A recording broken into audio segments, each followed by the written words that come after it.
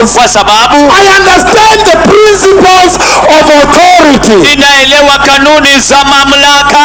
I command this one, do this. Ninamwamrisha huyu fanya hivi. And he doeth it. Na anaifanya. Come here. Kuja hapa. And he cometh. Na anakuja. But you are the king. Lakini wewe ni mfalme of all creation. Wa uumbaji wote. Even death is under.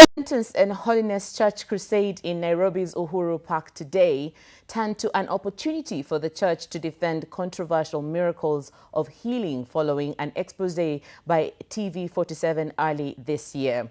One of the followers who we exposed, Peter Oyan, has withdrawn a case against TV47 after the Directorate of Criminal Investigations sued him for doctoring government documents. And as Michelle Mwangi now reports, the church has been pleading with TV47 to pull down the expose on all social media platforms. However, we stand by our expose, divine or deceptive, which exposed doctoring of government documents by followers of the self-proclaimed prophet David Owuor, which were proved to be lies by government agencies.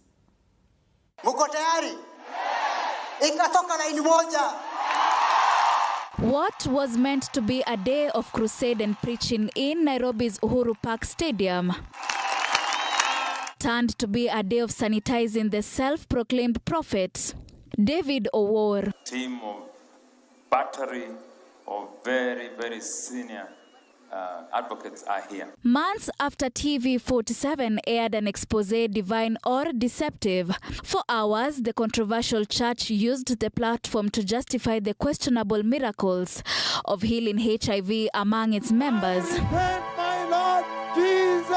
This coming after TV47 expose showed how hospital documents were doctored to prove that there was healing. It is after the expose that Oyan filed a case in court to prove his alleged healing. Oyan has, however, withdrawn the case, claiming to have forgiven TV47 crew over the expose. Oyan claims to have written to DCI to formally withdraw the case after careful consideration, prayer and sincere spiritual reflection.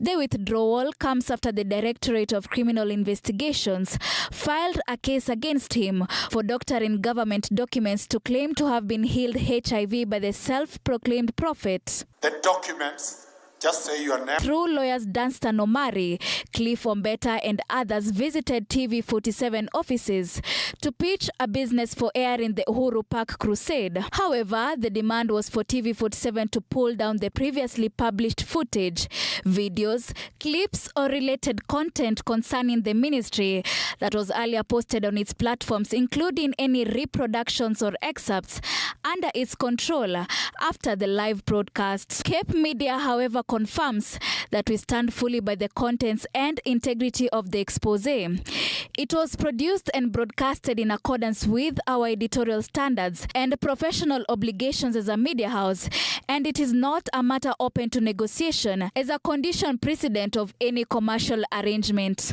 Cape Media CEO Mwenda Njoka, in a statement, adds, and I quote, "We accordingly decline in the firmest terms the conditions set out at paragraph 3 of your letter requiring TV47 to remove, pull down or otherwise suppress previous published footage, videos, clips or related content concerning your client.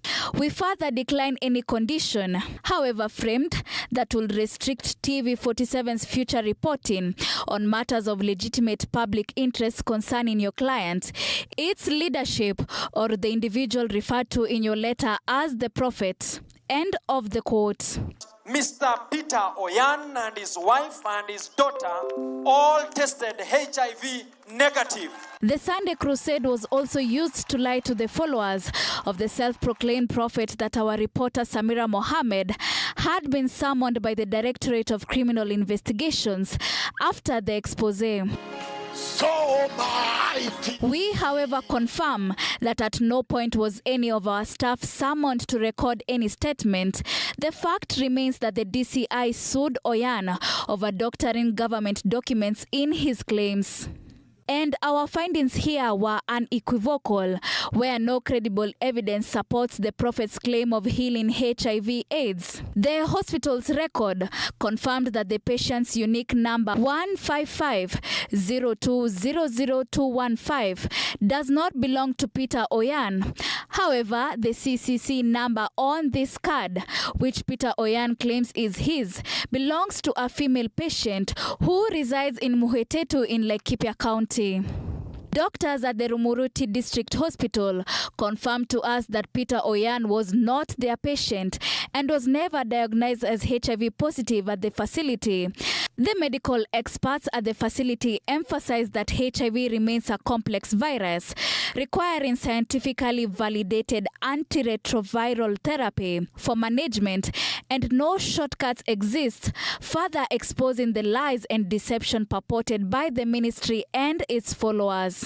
This CCC patient's card, which we acquired from Peter Oyan and the church, raised profound concerns after constant rubbing and clear cancellation of numbers and digits. A card we later verified and discovered it does not belong to Peter Oyan, who has never been HIV positive and faked all along. It would be totally irresponsible for any media practitioner to know that, wow, I have gone and found out, I've investigated, I've found there's Peter Oyan, and actually he's a true patient. He was in the systems of NASCOP. He was on ARV, WHO clinical stage what, and then healed at the meeting of the Lord. And then said, know what, we just keep quiet.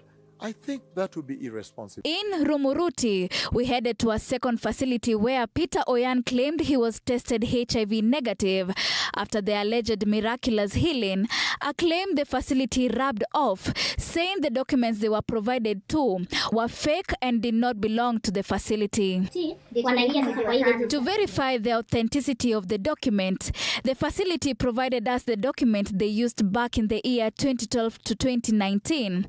According to the facility, the document the church and Oyan presented to us lacked the hospital's logo, unlike the hospital's original copy, which has this logo. A confession that sets out the bare lies, deception, and betrayal by the church.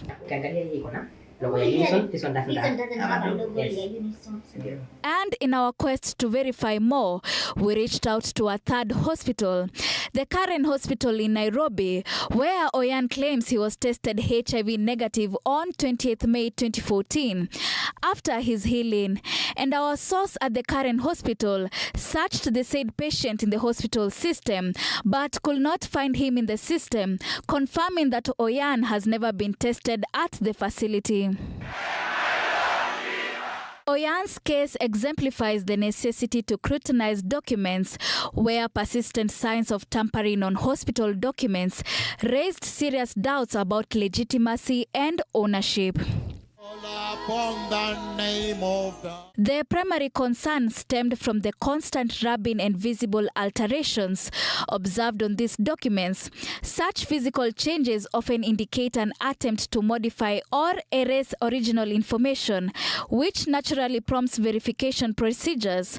Upon thorough examination, it was determined that this document was neither accurate nor connected to the individual it purported to represent. The church, through its bishop in Nanyuki, presented this document to us. He claimed he underwent a PCR test here at the Kericho District Hospital, but this document says otherwise. According to a medic, this DNA PCR test results belong to an infant as indicated. The same tampering and alteration that was evident in the patient's CCC card number is seen here, where they changed these digits to match the patient's unique number on the card. PCR test. Hii sasa hii huyu akipima na beba hii akipimwa. Hii PCR ni mtoto. Hii si mtu mzima. Mtoto ni mama yake yako HIV positive. For now, the fundamental question remains on why the church and Oyan chose to withdraw the case. If indeed he was healed by the self-proclaimed prophet, the church claims to have forgiven TV47 and Samira Mohammed for the expose, leaving the question of why the matter has been prosecuted in a crusade and not in the court.